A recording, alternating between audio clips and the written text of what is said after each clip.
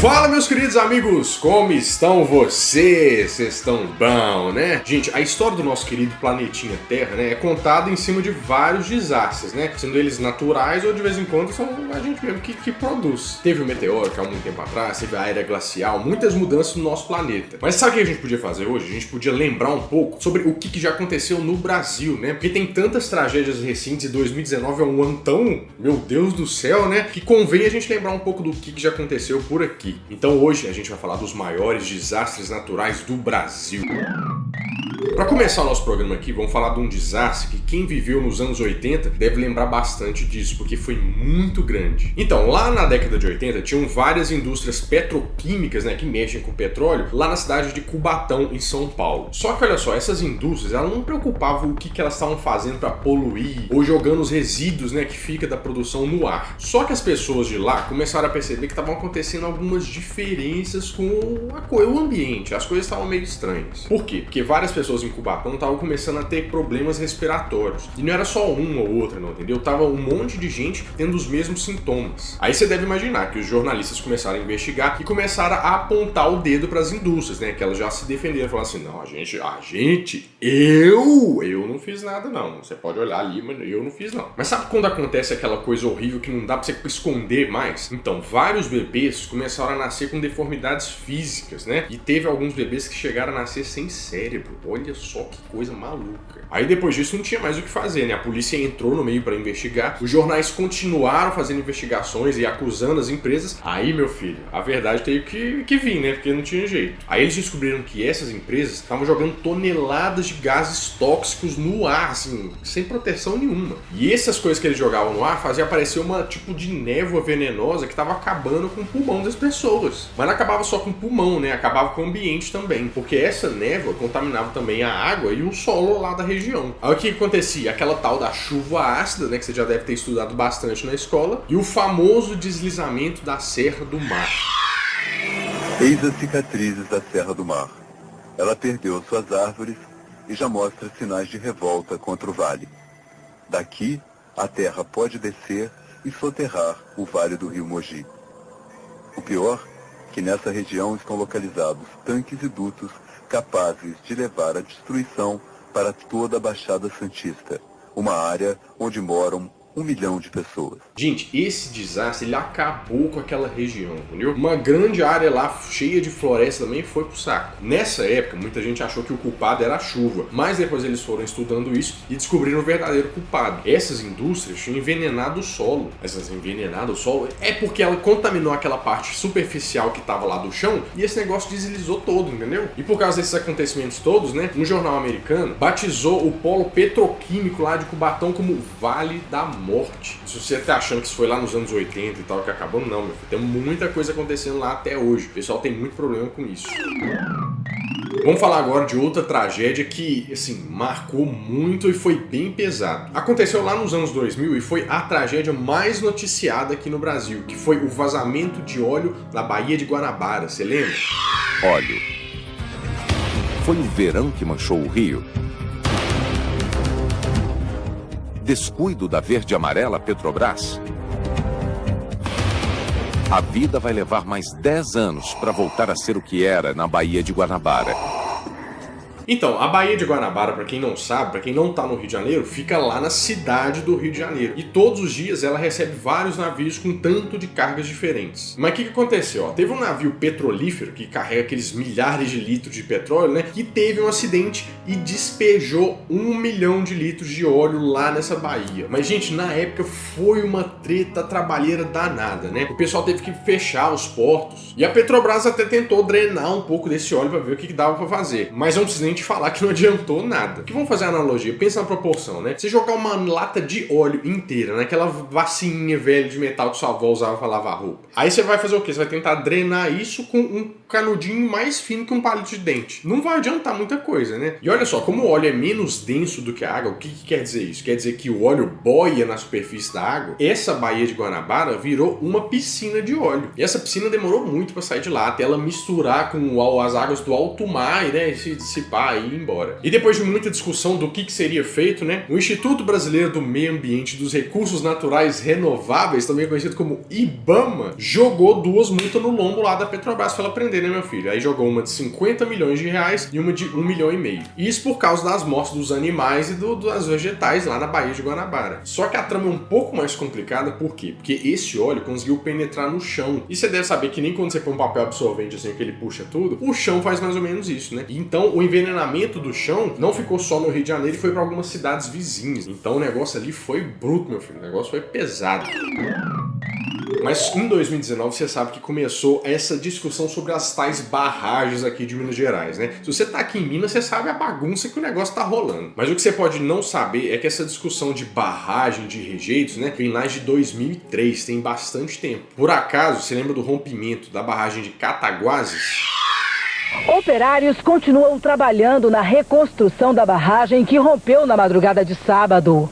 Mais de 40 milhões de litros de resíduos químicos foram derramados na bacia do Rio Pomba, que banha 43 municípios nos estados do Rio de Janeiro e Minas Gerais. Então, essa barragem era de uma empresa de celulose aqui de Minas Gerais. Mas aquele negócio, né? Aquela falta de cuidado, aquele pessoal que não deu aquela olhada direitinho, o negócio simplesmente explodiu. E essa barragem derramou 500 mil metros cúbicos de rejeitos. E quando a gente fala rejeito, assim, né? Você pode até não entender, mas, por exemplo, tem coisa orgânica lá, né? Tem material, tem até soda cáustica pra você ter uma ideia. E pra variar, fez um estrago danado, né? E atingiu 2 rios, que é o Rio Paraíba do Sul e o Rio Pomba. E claro que causou vários danos sérios à população, ao rio, à natureza. Foi uma tristeza.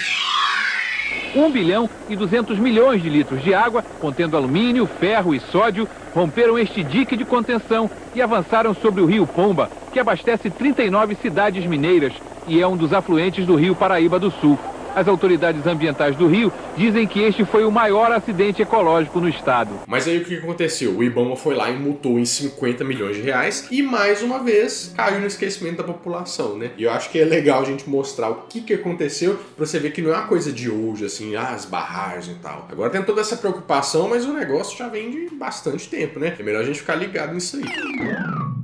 Talvez você que tá vendo aqui não lembra disso, até porque é uma coisa mais antiga, né? Mas lá em agosto e setembro de 1963, um monte de incêndio começaram a causar umas tragédias históricas. E muita gente lembra do incêndio florestal no Paraná.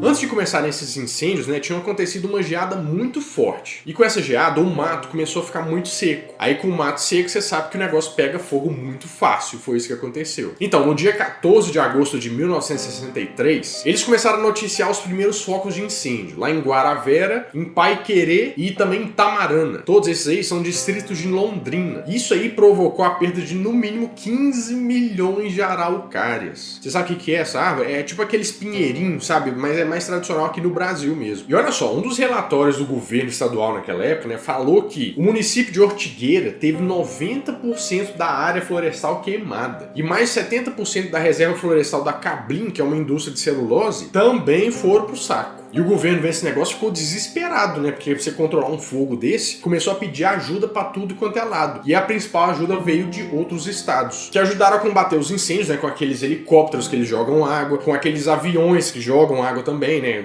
Tudo que estava disponível eles usaram. Mas sabe aquele desespero? Porque nada disso adiantou, né? Essas medidas são muito poucas. O incêndio só foi parar quando choveu, né? Porque aí, meu filho, eles... Nossa senhora, agradeceram demais. E nessa história toda, morreram 110 pessoas. E 10% do território entre 128 cidades foram consumidas pelo fogo. Tipo assim, ó, 2 milhões de hectares, né, foram pro saco, simplesmente. 20 mil plantações foram pro saco. 500 mil florestas nativas foram pro saco. E além disso, milhares de animais morreram, ou diretamente por causa do fogo, ou por causa da falta de comida, né? Porque se queimou comida, eles não vão sobreviver. Esse aí foi o pior incêndio registrado aqui no Brasil e foi um dos maiores do mundo. Esse negócio aí, o bicho pegou. Recentemente a gente está passando por uma onda de chuva no Rio de Janeiro, né? Mas isso aí é uma coisa histórica que sempre acontece por lá. Mas em janeiro de 2011 aconteceu uma coisa muito grande, porque a chuva veio daquele jeito, né? Muito mais chuva do que o pessoal estava esperando. E por causa desse volume gigante de chuva lá na região serrana do Rio de Janeiro, começou uma série de deslizamentos, de enxurradas. E isso começou a destruir as casas que estavam na região das encostas lá no Rio de Janeiro. Foi muito triste. A devastação na região serrana do Rio já é a maior tragédia causada pela natureza em toda a história do Brasil. Até agora, são 511 mortos. Nessa época foram registradas mais de 800 mortes. E esse foi um desastre que comoveu o Brasil, né? Por exemplo, a Globo passava o plantão da Globo quase 24 horas por dia noticiando as atualizações sobre isso. Toda essa região serrana ficou fechada. E todas as entradas e saídas do Rio de Janeiro estavam interditadas. Por quê? Porque eles tinham medo de mais deslizamentos e mais coisas poderiam acontecer. E essa coisa das chuvas no Rio de Janeiro é meio histórica. Por exemplo, a Globo começou a crescer no jornalismo falando sobre isso, né? Inclusive foi a grande primeira matéria da Globo. A gente falou inclusive num vídeo sobre isso, da história da Globo. Não sei se você lembra, tá aqui em cima. Teve também uma tragédia com os trabalhadores que ficaram soterrados, né? E até hoje o pessoal acha alguns corpos lá, porque o negócio foi muito grande. Este filme de 1966 dá uma ideia do que foi a enchente do Rio de Janeiro naquele ano. Choveu 5 dias seguidos. Só na cidade do Rio de Janeiro morreram mais de 300 pessoas. E a chuva é um problema que acontece muito aqui no Sudeste, né? Mas também acontece lá no Sul. Ela é a grande vilã que causa várias devastações, né? Por exemplo, lá no final dos anos 2000, o Vale do Itajaí, lá em Santa Catarina, acabou embaixo d'água por uma chuva tão forte que mais de 100 pessoas morreram.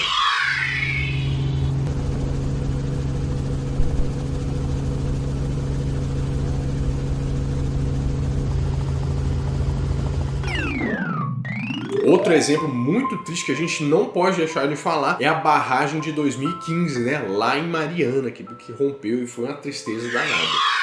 Uma região devastada por uma enxurrada de lama.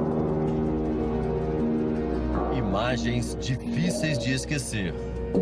Então, no dia 5 de novembro de 2015, parece que foi ontem, né? Meu negócio já tem um tempinho. A barragem de Fundão, lá em Mariana, se rompeu e fez uma bagunça, uma tragédia terrível. Pra você ter uma ideia, ó, essa barragem que era da Samarco, né? Quando ela explodiu, assim vamos dizer, veio uma onda de mais de 10 metros de altura de lama. E você lembra que eu te falei que os rejeitos lá de Cataguases tinham 500 mil metros cúbicos de rejeitos? Essa tinha 60 milhões de metros cúbicos de rejeitos. Aí não tem jeito, né, gente? Acabou com pousada, com hotel, com fazenda, os ribeirinhos.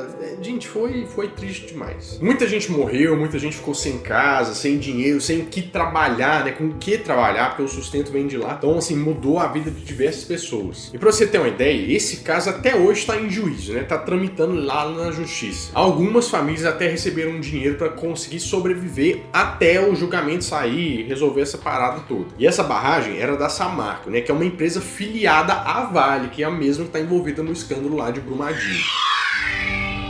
Especialistas estão preocupados. Por se tratar de rejeito de minério, a lama pode conter metal pesado e já atingiu a bacia do Rio Doce, que abastece os estados de Minas Gerais e Espírito Santo. Eu sei que eu não falo de coisa muito recente, né? Mas não tem como a gente deixar de fora a tragédia de Brumadinho. Sexta-feira, 25 de janeiro de 2019. Uma câmera capta o momento exato. O instante preciso em que a tsunami de lama começou sua trajetória devastadora em Brumadinho. Como você deve saber, no dia 25 de janeiro se rompeu aqui a barragem de Brumadinho, que é uma cidade pequena que fica aqui próximo de Belo Horizonte, né? E que você deve lembrar que tem o Museu de Inhotim, né? Muitas pessoas vêm de muitos lugares do Brasil para conhecer esse museu, que é um museu, uma fazenda, um céu aberto, é muito bonito. Mas vamos recapitular para você ver que sempre é quase a mesma coisa, né? Tudo aconteceu no início da tarde na mina do Feijão. E os rejeitos, né? Que todo mundo fala rejeito, mas são o que são os rejeitos? São os produtos químicos que eles usam na mineração. Então esses rejeitos se romperam e destruiu tudo, né? Inclusive a própria empresa, tinha um refeitório lá. Foi varrendo tudo que tava pelo caminho, gente. É muito estranho, muito triste. E rapidinho os bombeiros começaram a trabalhar e tiraram com vida 9 pessoas da lama. E 189 foram resgatadas. 200 bombeiros de Minas Gerais aqui estavam trabalhando, né? dia e noite ali no trabalho das vítimas, mas até um avião cheio de gente de Israel veio para ajudar nas buscas. Várias comunidades, pousadas, tudo foi engolido pela lama, foi um negócio horrível. E pra você ter uma ideia, várias tribos indígenas que moravam perto do rio perderam o sustento, porque o rio foi pro saco. E o número de mortos até o fechamento desse vídeo aqui, né, que o pessoal ainda continua com as buscas lá, achando mais gente, é de 231 pessoas. Quem faz essa atualização dos números é a Polícia Civil de Minas Gerais. E desde essa tragédia horrível, né, 395 pessoas estavam desaparecidas. É um negócio pra gente pensar, assim, dá um certo desânimo, né? A humanidade, o que o pessoal trabalha, o pessoal faz as coisas meio sem pensar em todo mundo, né? Dá uma tristeza danada, mas é bom a gente saber o que tá acontecendo e ver que já aconteceram várias tragédias antigamente, para quando a gente chegar lá e puder fazer alguma coisa, eu sei que vai estar lá no futuro, não esquece disso pra você pensar nos outros e pra você pensar que suas ações lá na frente, sua responsabilidade pode destruir ou não uma vida. Gente, mas como é um assunto muito pesado, talvez na hora da gente dar uma espairecida, né? Eu só queria te convidar pra você ouvir o podcast do Nerd Show dessa semana. Por quê? Porque a gente vai falar sobre os nossos jogos de infância, jogos antigos, sabe? De videogame, sabe aqueles videogames velhos? A gente vai falar tudo que a gente jogava, tudo que a gente gostava, e tem uma discussão muito legal lá, né? Eu não sei se você sabe que eu fico falando podcast. Sabe o que é um podcast? É um programa de rádio online e o melhor é de graça, gente. Você só precisa fazer uma coisa pra você ouvir, ó. www.nerdshow.com.br ou lá no Spotify ou no iTunes, né? E você procura o Nerd Showcast, que é um programa de rádio do Nerd Show, tá? Vá lá, ouve que você vai gostar muito do podcast do Nerd Show, Nerd Showcast. E você também pode ver vários vídeos aparecendo aqui, ó. Tá vendo? Tem isso aqui, tem isso aqui. Esse aqui é muito bom. Eu recomendo esse aqui de baixo aqui, ó. Nossa senhora, é muito bom, tá? Bom, eu vou ficando por aqui, mas na próxima quarta-feira, às 11 horas da manhã, eu volto com mais um vídeo quentinho, fresquinho, crocante pra vocês. Então, adeus!